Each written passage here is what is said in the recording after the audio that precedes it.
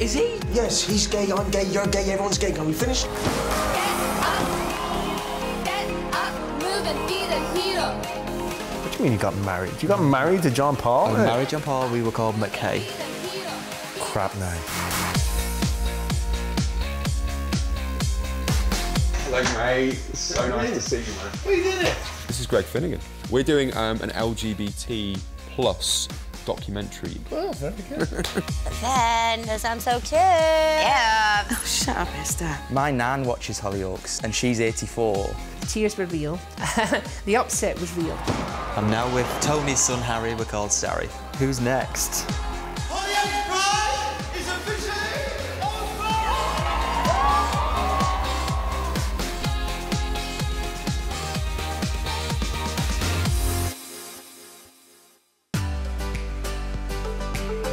Channel 4 was created to give a voice to a minority audience, so I think it's incredibly important that Hollyoaks, as Channel 4's flagship drama, gives that voice to LGBT plus viewers. We've had a fantastic record over the years of telling stories for gay, lesbian, bisexual and trans characters, and I'm really proud to be flying that flag today.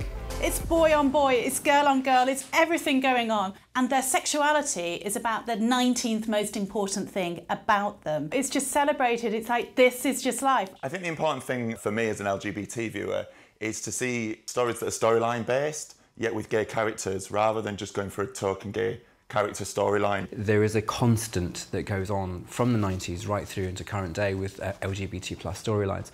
So that is really important, I think, that for people of all ages to see themselves represented all the time and not just as a token afterthought. I would happily put any family member, any young boy, any young girl in front of Hollyoaks and I would say, this is life, this is how it's done. I think Hollyoaks tackles these issues brilliantly.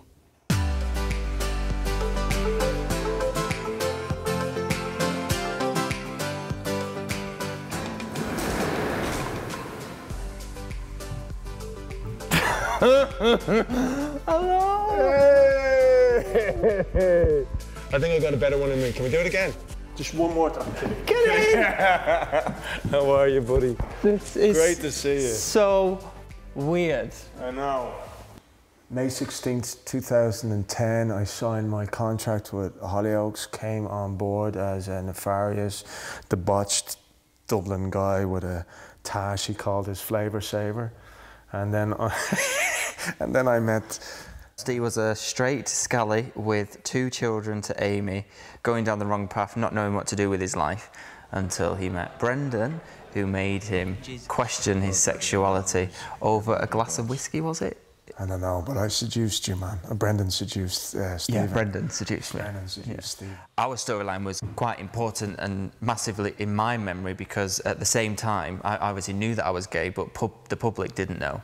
And I decided to come out on national television. But there are elements here that, in actual fact, are quite close to your life yourself. And what would they be? The fact that I am gay in real life, and at 20 years old I kind of accepted it myself, and now I can finally relate to my character Steve, that he's 20 and he's going through things that I went through in my past. I had somebody say to me before I come out this morning saying, this boy is about to ruin his career if he does this. Well, now we're on, what, 7 years later. I feel like from that moment, my career went from strength to strength. So to that person that said that, I stick my fingers up at you because it was the best thing that I ever did. And it's quite a big thing to say publicly. Yeah. But I'd rather do it here with you two than anywhere else. I wanted to sit there on a sofa on television and let young people see another young person saying, I'm gay, I've just said it and I'm all right, I'm still here. So that was the message that I was trying to get across. So we've come a long way from there to where we are now, but until that stops becoming a thing, we still have some work to go. I remember I'd left, I don't know if I've told you this, I left Hollyoaks and I'm walking through the streets of Chestertown. I'm looking up at the sky and I could see someone walk towards me from my peripheral vision. And I look down and I see this shy, unassuming guy, and he comes over and goes, Emmett, sorry to disturb you. I just want you to know that the work that you did in Hollyoaks gave me the courage to come out to my dad. Again, I'm sorry to disturb you. I just want you to know and thank you. And then he turned around and he walked away. I'm not sure if I said anything in return, but I just remember him walking away and disappearing, and thinking to myself, wow, you know, I mean, this is why we do what we do, and if it isn't, it should be why we do what we do. Oh, hang on. Get your hands off me, right? Hang on, is he? Yes, he's gay, I'm gay, you're gay, everyone's gay. Can we finish? Can we move on, please? I'll see you around. Steve. The great thing about what the writers did and what you did to it was also breaking down stereotypes. This character that come in, who was the bad boy, who got himself into trouble, who wasn't what you would think was a stereotypical gay man, and I think that was great that the show proved that to the audience, that was breaking from down. everywhere. Yeah. Yeah. Where are we going? I'll show you where I grew up. And even now, like I say, after all this time, we did a special episode in Dublin, and now we get messages of fans that go on the tour of the locations that we filmed, and we put this love lock on the bridge, didn't we? The Steve Brendan on the Hateley Bridge. People go and put their love locks on with the Steve Brendan thing on. Am I right in saying, is that the first time that Brendan says, I love you? I think it was, actually. I think that's why people replay it quite a lot now, is because that was the moment that they'd been waiting for ages. Why are you here? Because I love you. Because I can't live my life without you. There's this big crescendo at the end where they both meet on the bridge. I love you, Stephen. And it's got nothing to do with sexuality. There's just two characters that just love each other. I love you too. Even though they hate each other at the same time with everything they're putting each other through. But this kiss just seals it perfectly. I'm gonna kiss you now. Come here.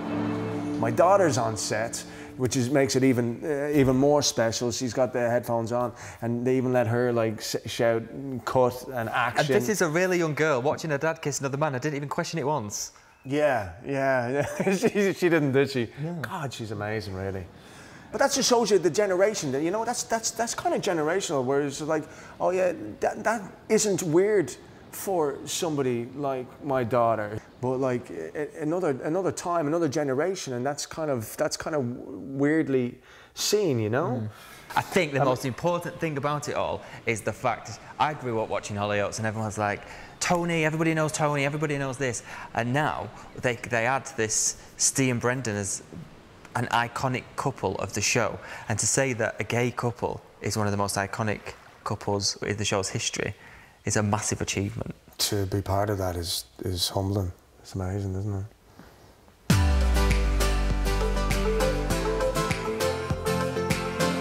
It's one of the most important storylines that I think has been told in British soap, I would say.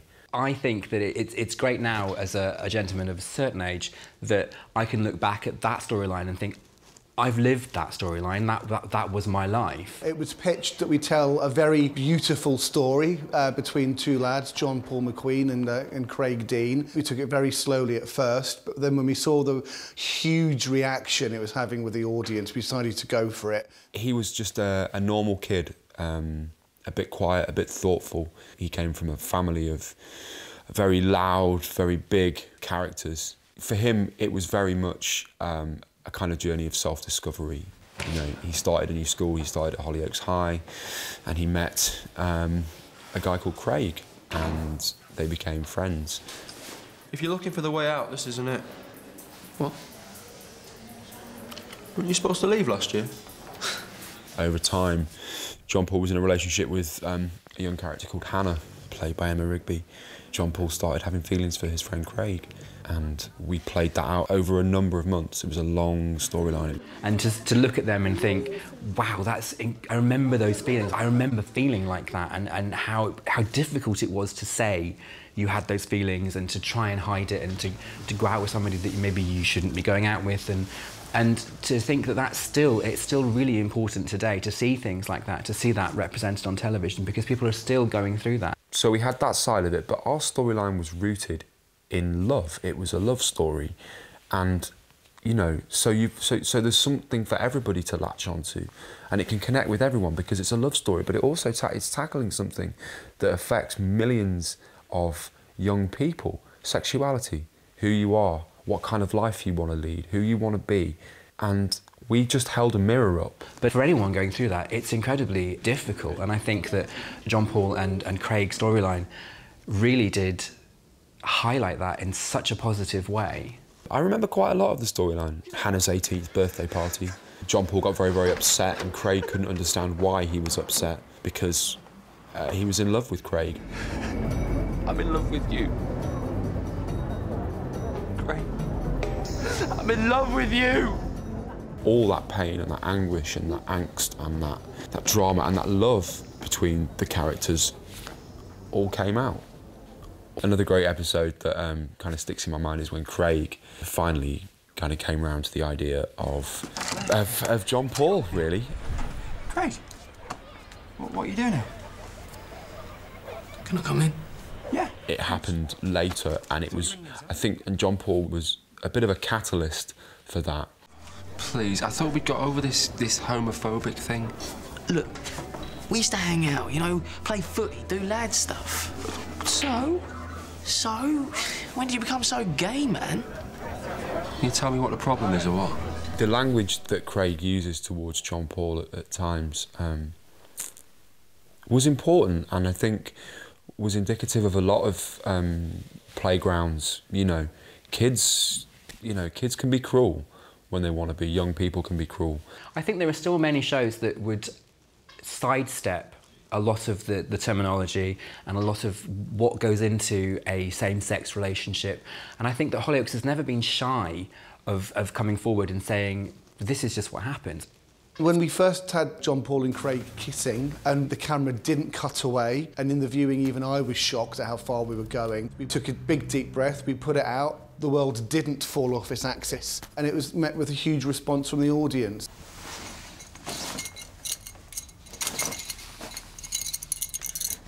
You haven't got to rush off, right? There's not going to be anyone back for ages. Your hands off me. Faggot! Craig calling John Paul a faggot, that was huge. We kind of knew that our audience would sit up and take notice then.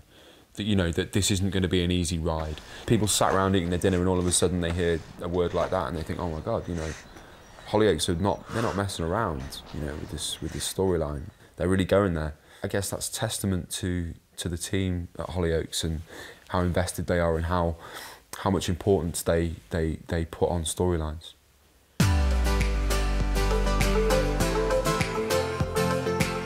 Representing LGBT plus people as not different, I think, is the goal.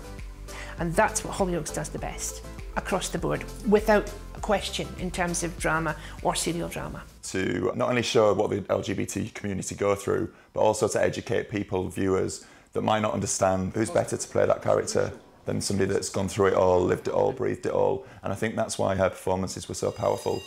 This is very difficult for me. I can imagine. Just for the record, though, I think it's amazing what you've done. Not very amazing to be yourself. Most people do it their whole lives. Brave, then. I think Sally's a brilliant character for the LGBT plus community because she is role model in every sense of the word. She is a trans person that's being successful and relatively happy. A happy head teacher equals a happy school. For far too long, the narrative of trans fiction was tragedy. What Sally is success, and that translates to being a social success outside of Hollyoaks Village. There had been a couple of other trans characters, obviously, in Hollyoaks, Jason Costello and Blessing Chambers, both played by what we call cisgender actors, that is non-trans people. And I think what had happened was that there was a movement within production and casting across the board, not just in Hollyoaks, but in a lot of other dramas, as came out in 2014, 2015. There was a keenness to find trans performers who, up to this point, had not only been underrepresented, they'd just not been represented, largely because most of us kept our heads down and just did normal work. Because there was a fear that if you came out and said, yes, I'm a trans actor, then that's all you would ever get to play is a trans character. And yet, you know, as an actor, you want to play lots of different things. I had a very short episode in Shameless where I played another head teacher, but she wasn't a trans character. But when this opportunity came up, it was very much a case of, wow, this could really be a powerful thing to do. Adversity at a young age puts fire in your belly. And from that puny, terrified little boy, there grew a strong, confident, and hungry woman. She is three-dimensional. I think it's someone who constantly spoke about being trans all the time. It would get very boring and very tokenised. And that's not something that we do at Hollyoaks, is it? She has had, at the beginning, she's had stories about the fact that she was trans. It is true. I haven't always been a woman. But I've been one longer than most of you have been alive. The big one, of course, was when Myra unexpectedly appeared in the office. The last thing that Sally expected to happen. We see a little bit of argy-bargy between Sally and Myra because Sally and Myra were an item back in the late 80s. Look, I know that this is a shock, but if you would just let me... Let me out. Not until we've spoken. I've got a right to be heard. I am John Paul's...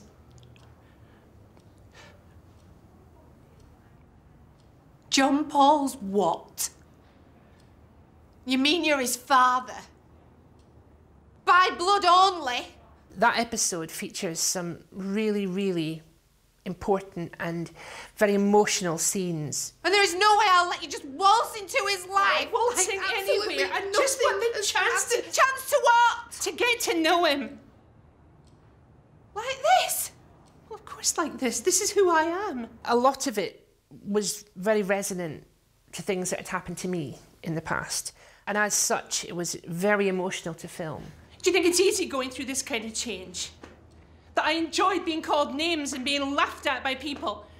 Families moving tables in restaurants. Teenagers calling me names. Being told I can't use the ladies' bathroom. Adults sniggering. And children pointing. There wasn't an awful lot of acting. The tears were real. The upset was real. And I think that came across. None of this is fine.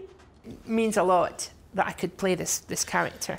And it has changed my life because I have had to come out. And I don't mean out in a small way. It's everybody knows now. Everybody knows I'm trans. For a lot of trans people, that isn't a problem, and they deal with it now, and it's part of life that being out and proud is a good thing. For me, it was a terrifying thing. Once I embraced it, it stopped being so scary, and playing Sally made it even easier. You were my best friend. You were mine. I loved you very much. Still do.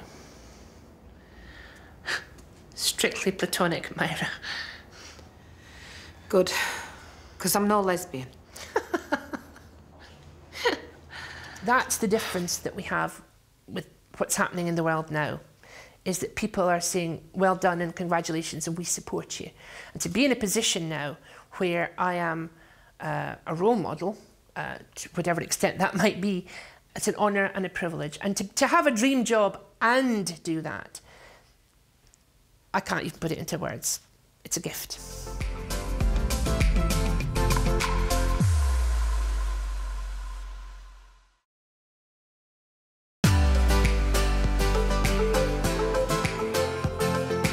You do, you just love who you love. Love is love.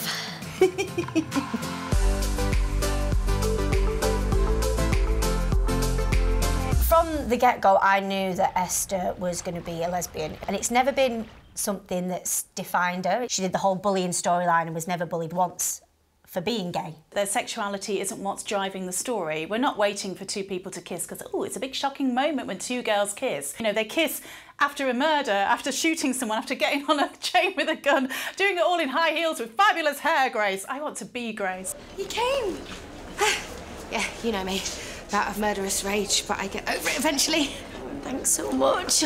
Grace represents the B in LGBT, and that's just as important as all the other kind of colours of that rainbow. Being bisexual is sometimes very understood spoken about. I think being... People always think, oh, if you're bisexual, it means you haven't made a choice. Yeah.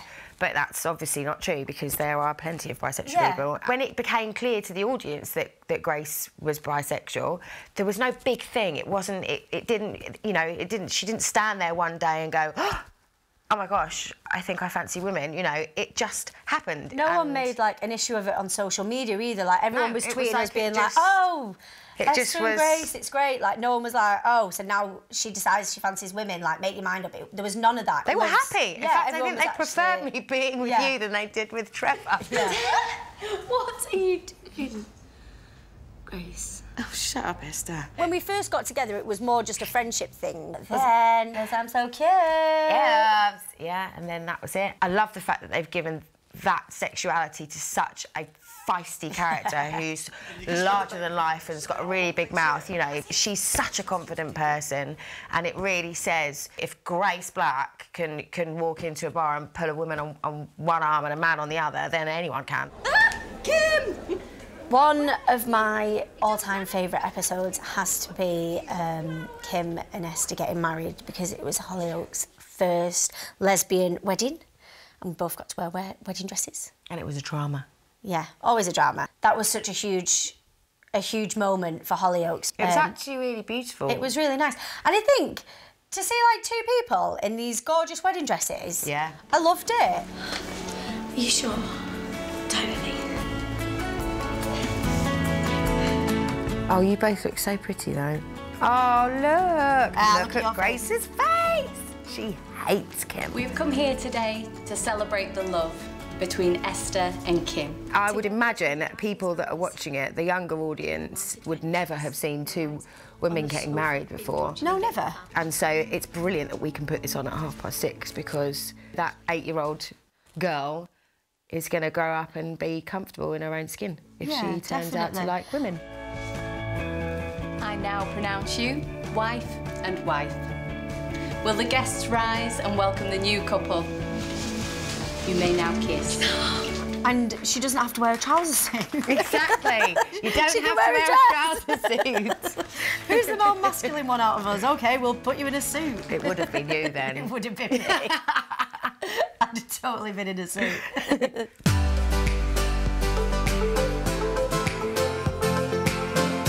Those 3 little letters, there was quite a lot of stigma about it, especially back in the 80s, and that's initially what I thought of straight away. You think HIV, you think 80s.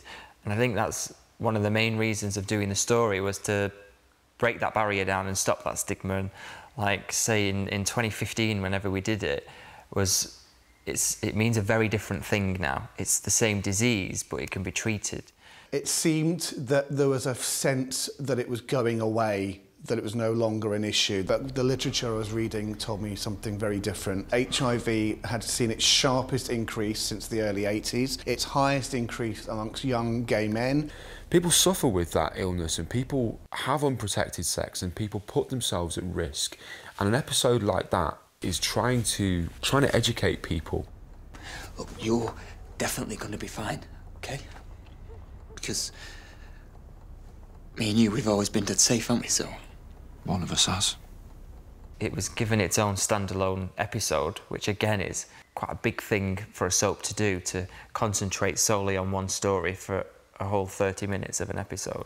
John Paul and Steve were together at the time, and Steve had a bit of a dalliance with another lad who turned out to be HIV positive, and that was the catalyst for the storyline. Hi, good morning. Can I get the number for the Gledhill Sexual Health Clinic, please? Thanks. So the characters had to go to a HIV clinic to go and see someone and get tested. Kieron and I both did a huge amount of work and a lot of research, and met with people from the Terence Higgins Trust. We spoke to people that had known people with HIV, people that were living with HIV. So to have those faces and those stories in my head when I was doing it. There is a bit of pressure, but only in as much as you know you have to get it right. John Paul McQueen? Stephen here.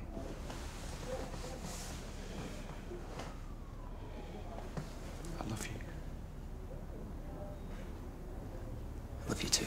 There's the possibility that Steve did have HIV. He's been having unprotected sex with his soon-to-be husband, so could he have HIV as well? So the two characters were going through their own little things and both getting tested at the same time. And I think the beauty about it was you saw the whole process of what happens in the clinic. It was truthful. What went on in that room, getting tested, the taking of the blood, the testing, the waiting, the way they delivered the results, is exactly as it is in a clinic.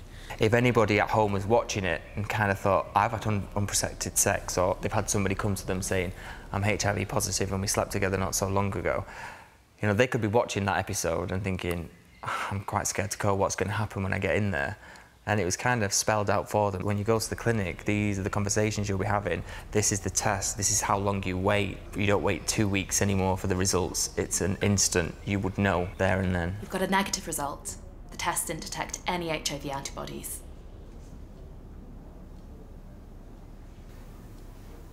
The test was reactive. Was reactive? We detected HIV antibodies in your blood. The scene when Steve gets told that he's HIV positive, I think for Kieron, it had a lot of weight to it, and his performance at the end when Steve's told that he is HIV positive was a reflection on that. That was real and that was truthful, and I'm really proud of it. It was an incredible episode. He has been diagnosed with HIV for quite a while. Since then, he has been married. That marriage has ended, nothing to do with his illness. He's met somebody else, and I think, yeah, he's made some terrible decisions, but none of these decisions are anything to do with the fact that he was diagnosed positive. And that is a hugely important message for Hollyoaks to put out.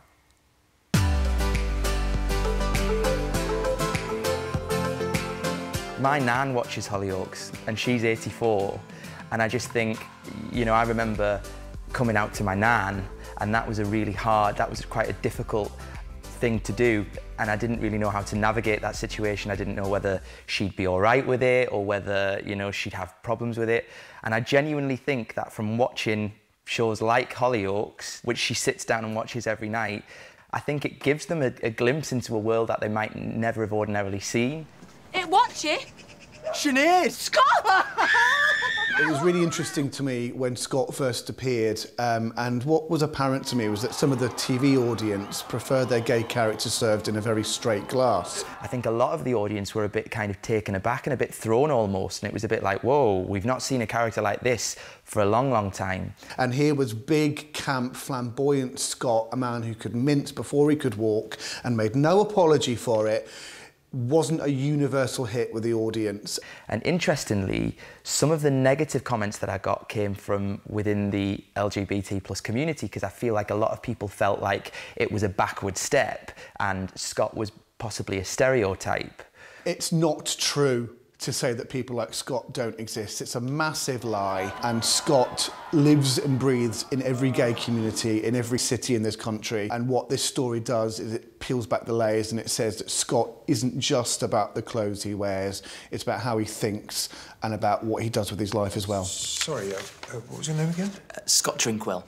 I'm super organised, trustworthy and very discreet. Outwardly, people wouldn't think that there was anything wrong, and it's like he's been wearing this mask this whole time, and inwardly, he's been really sad, and he's been sad for some time. I was reading about suicide rates and about depression in young gay men, and I thought we should marry the two.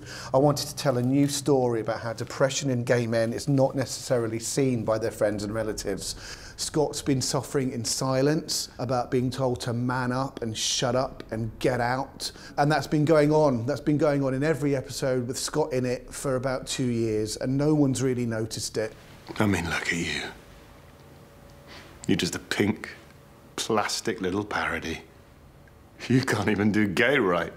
And the sad thing is that it's just been slowly kind of chipping away at him, and it reaches an awful conclusion. And here we are, caught short and shocked by his suicide attempt, and now we'll tell the story about his depression. I wasn't thinking straight, okay? What is this? This is a joke, because if it is, it's really not that funny. All right, Harry. No, Dad, it's not all right. We were sat in an ambulance not knowing whether he was going to live or die. And now he's telling us this is just some messed up game. This isn't helping. So many people are suffering in silence, and particularly so within the LGBT plus community. Some of the statistics are terrifying. We worked with several charities, Mind, the Samaritans. I've also talked to people at the LGBT Foundation in Manchester, and they have a crisis team specifically for LGBT plus people who are suffering from anxiety, stress, depression. This story tells us that regardless, I guess, of whether you're in the LGBT plus community, we should be talking about it, and we should be educating people, and we should encourage people to seek help when they need it. And I really believe that that's what this story will do. The future of LGBT stories on Hollyoaks is to keep doing what we've been doing. We tell really serious issue stories that affect teenagers, that affect young men, that affect young women, and that also affect the young LGBT audience. People are having these great stories. They are there existing as fabulous characters, but they're human first. And whoever it is they fall in love with is not important. You do, you just love who you love. Love is love. All I'd like to say to Hollyoaks really is thank you for not sticking to stereotypes, for pushing boundaries, for not going down the easy road really and being ahead of the game. You know, there's still thousands of kids that are scared to come out, that don't know any other gay people and feel completely alone in the world. So for them to be able to turn on their TV and see real LGBT characters that you get on Hollyoaks all the time is so powerful. We'll continue to read up on what's happening to people, what's affecting people, what's changing people, what's limiting their lives, and we'll continue to tell stories that you won't find anywhere else on TV.